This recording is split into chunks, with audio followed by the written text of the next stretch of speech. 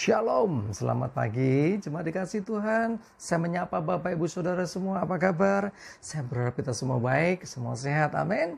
Ya, kita akan merenungkan firman Tuhan kembali, tapi sebelumnya kita berdoa. Bapa di surga, terima kasih. Kami bersyukur pagi ini Tuhan, Engkau masih beri kesempatan kami untuk ada dalam dunia ini. Kami percaya ada maksud dan rencana-Mu atas hidup kami.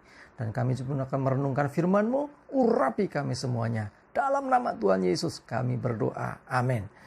Firman Tuhan saya Keluaran 4 ayat 10 sampai 14. Keluaran 4 ayat 10 sampai 14. Lalu kata Musa kepada Tuhan, Tuhan, aku ini tidak pandai bicara. Dahulu pun tidak, dan sejak engkau berfirman kepada hamba-Mu pun tidak, sebab aku berat mulut dan berat lidah. Tetapi Tuhan berfirman kepadanya, siapakah yang membuat lidah manusia? Siapakah yang membuat orang bisu atau tuli? Membuat orang melihat atau buta? Bukankah aku yakni Tuhan?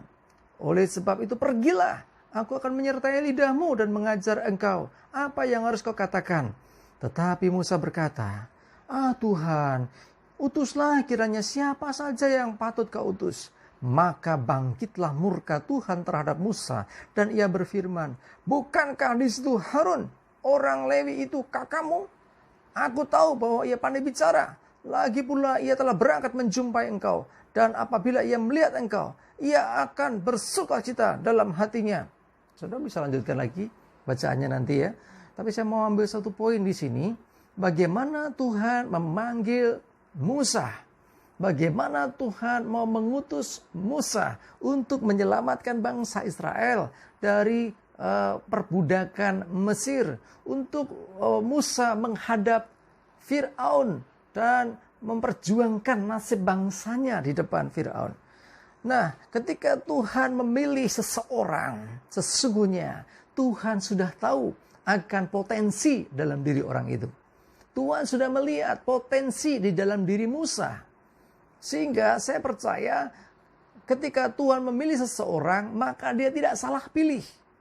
Ya, cuman sekarang bagaimana respon dari orang yang dipilih ini? Kalau kita perhatikan kisah tadi, Tuhan sampai berulang kali ya menegaskan bahwa Musa itu harus pergi, ya, harus siap untuk diutus. Tetapi Musa beralasan, Tuhan, aku ini berat mulut berat lidah. Tuhan, aku tidak pandai bicara. Tuhan, utuslah kiranya siapa saja gitu loh yang lebih pantas untuk diutus. Saudaraku, seakan-akan Musa ini seperti merendahkan diri. Tapi sesungguhnya Musa ini dia merasa menggurui Tuhan. Kenapa? Karena kalau Tuhan sudah memilih seseorang, Tuhan sudah tahu akan potensi yang tersembunyi dalam diri orang itu. Tuhan ngerti orang itu bisa. Tuhan tidak salah pilih. Tetapi yang dipilih seringkali merasa, gitu loh. Jangan Tuhan, jangan Tuhan. Saudara, itulah yang menyebabkan Tuhan sampai murka. Tuhan marah. Ya, nanti kalau sudah baca selanjutnya, akhirnya diutus juga. Dan terbukti juga memang Musa bisa membawa bangsa itu keluar dari perbudakan Mesir. Coba lihat dalam Hakim-Hakim pasal yang ke-6.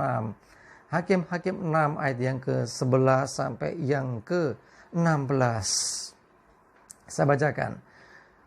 Kemudian datanglah malaikat Tuhan dan duduk di bawah pohon tarbantin di Ofra, kepunyaan Yoas orang Abiezer itu. Sedang Gideon anaknya mengirik gandum dalam tempat pemerasan anggur agar tersembunyi bagi orang Midian. Malaikat Tuhan menampakkan diri kepadanya dan berfirman kepadanya demikian. Tuhan menyertai engkau ya pahlawan yang gagah berani. Jawab Gideon kepadanya, Tuanku, jika Tuhan menyertai kami, mengapa semuanya ini menimpa kami? Di manakah segala perbuatan-perbuatannya yang ajaib yang diceritakan oleh nenek moyang kami kepada kami? Ketika mereka berkata, bukankah Tuhan telah menuntun kita keluar dari Mesir? Tetapi sekarang Tuhan membuang kami dan menyerahkan kami ke dalam cengkeraman orang Midian. Lalu berparinglah Tuhan kepadanya dan berfirman, pergilah dengan kekuatanmu ini dan selamatkanlah orang Israel dari cengkeraman orang Midian. Bukankah aku mengutus engkau? Tetapi jawabnya kepadanya, Tuhan, dengan apakah akan kuselamatkan orang Israel? Ketahuilah, kaumku adalah yang paling kecil di antara suku Manasye, dan aku pun seorang yang paling muda di antara kaum keluargaku. Berfirmanlah Tuhan kepadanya, tetapi akulah yang menyertai engkau. Sebab itu engkau akan memukul kalah orang Midian itu sampai habis. Saudara, dalam Hakim-Hakim 6 ini ada seorang anak muda bernama Gideon. Gideon ini diutus Tuhan untuk melepaskan kekuasaan, melepaskan bangsa Israel dari kekuasaan Midian, dari penjajahan Midian. Ya, jadi setiap orang Israel menanam, waktunya panen, orang Midian datang, semuanya dihabiskan. Begitu seterusnya. Makanya dikatakan ini dikisahkan bagaimana Gideon ini mengirik gandum, tapi bukan di tempat pengirikan gandum, tetapi justru di tempat pemerasan anggur, supaya apa? Tersembunyi. Tapi perhatikan apa kata Tuhan. Ya, dikatakan di sana disapa, Tuhan menyertai engkau, ya pahlawan gagah berani. Pahlawannya gagah berani seperti apa? Pahlawan gagah berani sembunyi. Pahlawan gagah berani kok dia mengirik gandum di tempat pemerasan anggur. Tetapi sesungguhnya Tuhan gak salah. Karena apa? Karena sesungguhnya Tuhan melihat potensi di dalam diri Gideon. Dan Gideon terbukti pada akhirnya nanti bisa membebaskan bangsa itu, ya, memenangkan setiap peperangan melawan orang Midian. Ini kan bukti bahwa Tuhan tidak salah pilih, saudara. Tetapi kita sering mendapati orang-orang dipanggil Tuhan beralasan ini itu. Tapi saya mendapati satu ayat firman Tuhan yang luar biasa. Coba lihat dalam Yesaya 6 ayat yang ke-8. Yesaya 6 ayat 8. Lalu aku mendengar suara Tuhan berkata, siapakah yang akan kuutus? Dan siapakah yang mau pergi untuk aku? Maka sahutku, ini aku, utuslah aku. Yesaya jawab, luar biasa saudara. Jadi ketika Tuhan memanggil, dia jawab, ini aku Tuhan, utus aku. Ada begitu banyak orang yang dipanggil, tapi hanya sedikit yang punya respon yang benar. Hanya sedikit orang yang berani berkata, ini aku Tuhan, utuslah aku. Mari kita belajar mendengarkan akan panggilan Tuhan. Kok dipanggil untuk apa? Kok dipanggil untuk berbuat sesuatu untuk kerajaan Allah? Di bidang apa? Panggilan tidak selalu bicara tentang gereja. Panggilannya tidak selalu bicara untuk jadi hamba Tuhan, jadi pendeta, jadi majelis, atau jadi apa. Bukan. Panggilan ini juga berbicara tentang hubungan pribadimu dengan Tuhan. Tuhan bisa panggil engkau untuk melakukan firman-Nya, menjadi saksinya. Ya, dengan engkau menjumpai orang, dengan engkau mendoakan orang, dengan engkau mengkonseling orang, dengan engkau menolong orang dalam kesusahannya. Engkau dipanggil untuk apa? Apapun yang ada padamu. Apapun yang diperintahkan Tuhan, lakukan. Ya, jadi banyak yang dipanggil, sedikit yang dipilih. Yang dipilih orang yang punya respon yang benar. Dengan tulus, ini aku Tuhan, utus aku, pakai aku Tuhan. Sebagai apa saja. Tidak selalu bicara jabatan dan posisi di buah pelayanan. Tetapi bagaimana kita berfungsi bagi kerajaan Allah. Amin. Jadi bukan posisinya, tetapi fungsi kita bagi kerajaan Tuhan. Amin. Ya, Matius 22 ayat 14 berkata, sebab banyak yang dipanggil tetapi sedikit yang dipilih. Siapakah yang dipilih? Orang yang meresponi panggilan itu dengan benar.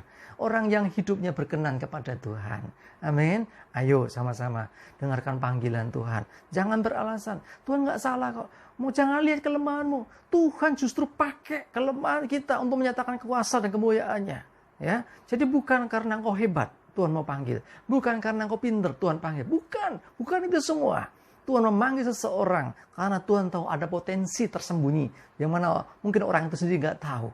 Ya, kita nggak tahu potensi apa, tetapi Tuhan panggil, pasti ada potensi itu yang Tuhan mau munculkan. Yang penting bagian kita percaya, responi panggilannya dan lakukan apa yang Dia perintahkan. Amin. Kita berdoa. Bapa di surga, terima kasih firman-Mu. Biarlah mengingatkan kami akan panggilan Tuhan atas hidup kami. Biarlah kami bukan hanya orang dipanggil, tapi kami orang-orang yang terpilih. Sehingga kami bisa melakukan apa yang menjadi bagian kami bagi kerajaan Allah. Bukan tentang jabatan dan posisi di sebuah pelayanan. Melainkan ini bicara tentang panggilan Tuhan secara pribadi atas hidup kami. Terima kasih Tuhan, tolong kami sertai kami hari ini dengan segala aktivitas kami. Aman selamat dalam lindungan Tuhan. Terima kasih Bapa, dalam nama Tuhan Yesus kami berdoa dan bersyukur. Amin. Jemaat dikasih Tuhan, ayo responi panggilan Tuhan atas hidupmu dan tetap semangat. Tuhan Yesus berkati. Amin.